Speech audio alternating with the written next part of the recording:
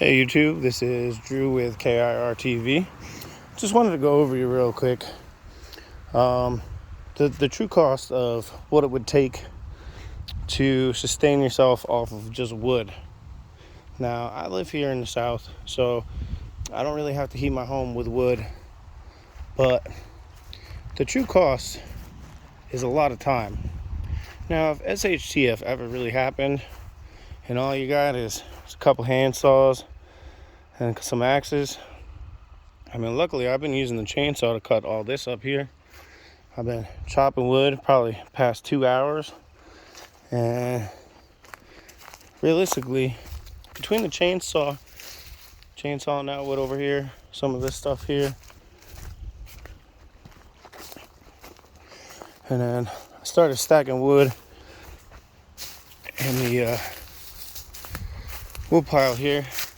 That's about 2 loads of wood, 2 wheelbarrows full of wood.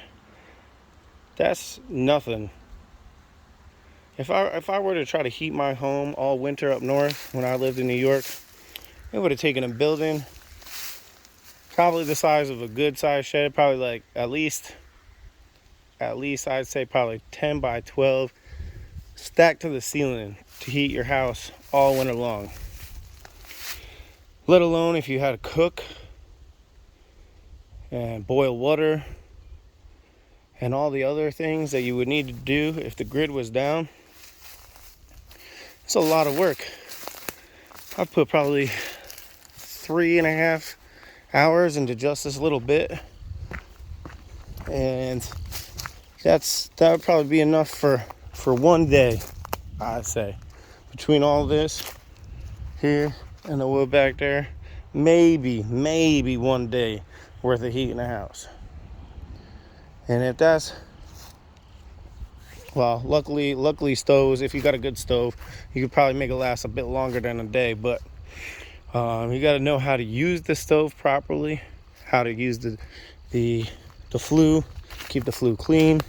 Got to know how to use the dampers on there. Make sure that you're not letting too much air or too little air. Make sure you don't get smoke back out of it.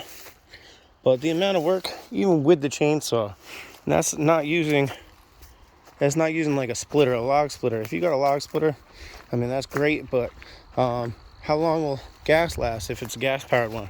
Or if it's an electric one, if the grid goes down, you're kind of SOL. Make sure you do have the equipment, because I do have a couple bow saws. I got an old school long saw that I could cut down trees with if I really had to. It would definitely not be the preferred method, because it takes a long time to cut down a tree, even with a chainsaw, let alone with a handsaw. So just make sure that you're prepared. You have all the things. If you were to have to cook and boil water and everything with this wood, you'd literally have to cut wood every day. This whole forest would be gone within probably 6 months to a year of me needing to use it for heating my home and for cooking and boiling water and everything else. It would take a lot of wood, more than you realize. And that's the true cost of using wood as a fuel. Lots of time, lots of energy. That's why if you're going to have to do this, make sure you got lots of food stacked up. Make sure that you're growing a good garden, because you're going to need those calories to cut this wood. All right, thanks again. Talk to you later. Bye.